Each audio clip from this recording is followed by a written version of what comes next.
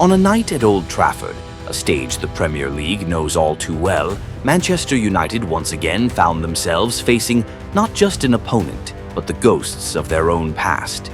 After that dramatic comeback win over Crystal Palace at Selhurst Park, the Red Devils should have walked into this game with confidence.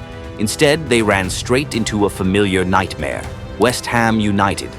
Recent history between the two sides is an open wound. The Hammers, with their mix of swagger and pragmatism, have turned Old Trafford into hostile territory for the home side, winning 4 of their last 5 meetings, including that historic double here back in May.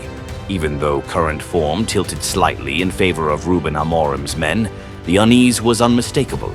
But the pressure and emotion surrounding this match were amplified by something deeper coming from the visitors. News of the passing of Billy Bonds, the greatest player in West Ham's history, gave the Hammers a powerful emotional engine. They weren't just playing for points. They were playing for pride, for legacy, for a legend. Under Nuno Espirito Santo, their determination felt quiet but fierce, as if their grief had hardened into steel. When Ruben Amorim announced his starting lineup, pundits immediately sensed risk. 3 changes were made, but all eyes locked onto one decision: the inclusion of Ayden Heaven, a 19-year-old center-back stepping in for Matthijs de Ligt. Handing such a high-pressure role to a teenager was Amorim's boldest call yet, a sign of his unwavering belief in the right characteristics within his squad. But that right characteristic met harsh reality just 9 minutes in. Heaven picked up an early yellow card after a clumsy, unnecessary challenge from behind on Jared Bowen. It wasn't just a booking, it was a psychological blow.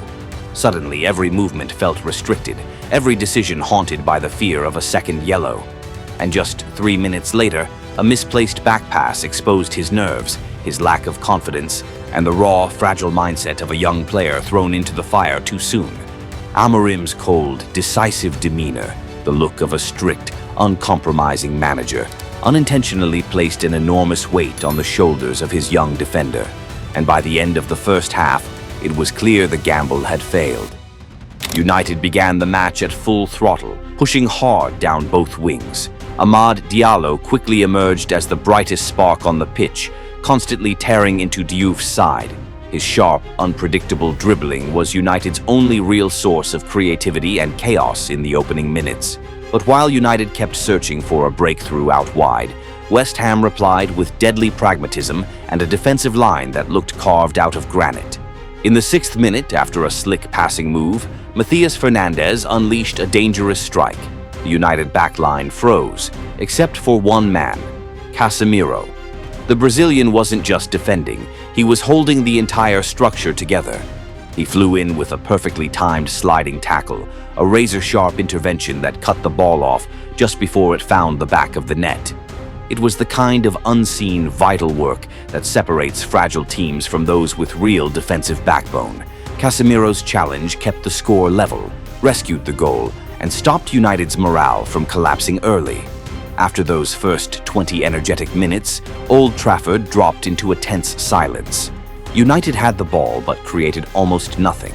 By the 23rd minute, their expected goal stat sat at just 0.06, practically zero, a clear sign of how blunt their attack had become. But football has a way of making numbers irrelevant when individual brilliance takes over. Just a minute later, United finally produced a serious attacking moment. Mbeumo received the ball and floated a looping effort toward goal. Whether it was a pass or a shot, no one could tell. But Areola reacted brilliantly to keep it out. The pressure kept rising, and in the 28th minute came the match's most dramatic sequence so far. Diallo slipped a clever ball to Xerxes, who delicately lifted it over Areola, only for former United man Wan-Bissaka to clear it right on the line. Bruno Fernandes smashed the rebound, shaving the outside of the post and rolling wide. A painful, almost cruel miss. That whole sequence, the low XG numbers versus the explosive, chaotic, almost goal moments, showed exactly how football can ignore logic and swing on pure instinct. Halftime arrived, and with it came an important decision from Amorim, a quiet admission that he'd gotten it wrong. As soon as the second half kicked off, Ayden Heaven was taken off and replaced by Lenny Yoro. Pulling a young player at the break can crush a kid's confidence, but in this case it was the protection he needed. Amorim chose to stop the slide early rather than let the teenager drown in fear for another 45 minutes. The Old Trafford crowd understood. Their warm applause was both a welcome for Euro and a gesture of compassion for Heaven. The change instantly gave United the defensive stability they had been missing. With the back line settled, United were free to raise the tempo again. And after nearly 15 anxious minutes, the breakthrough finally came in the 58th minute. From a sequence as messy as it was meaningful, Diallo fed Casemiro, who fired a quick strike that was heading nowhere, until it turned into the perfect accidental assist. The ball dropped straight to Diogo Dalot, who stayed calm, spun, and guided a delicate finish into the bottom corner. 1-0. It felt like a release, from the pressure of the first half, from the miserable XG, and from the heavy history West Ham had hung over this fixture. But after the opener, United slipped into football's most dangerous state, the illusion of comfort.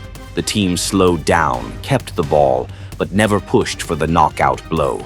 Never went looking for that second goal that would have killed the game. Amorim's substitutions, Dorgu, Mount, Ugarte, were all about control and preservation, a clear sign he was intent on protecting a fragile 1-0 lead. And West Ham, fueled by the spirit of Billy Bonds, had no intention of fading away. They grew sharper on the counter, waiting for the hesitation, waiting for United to blink. As the match ticked into its final moments, West Ham played their decisive card. In the 83rd minute, Andrew Irving came on and made an impact with his very first touch, a corner from the right. It wasn't just a cross, it was a command fired into the 6-yard box. Bowen met it with a perfect glancing header. Mazraoui threw himself at the ball, but his clearance only pushed it off the goal line and straight into the path of Magassa. 1-1. It was not only Magassa's first goal for West Ham, it also carried double meaning.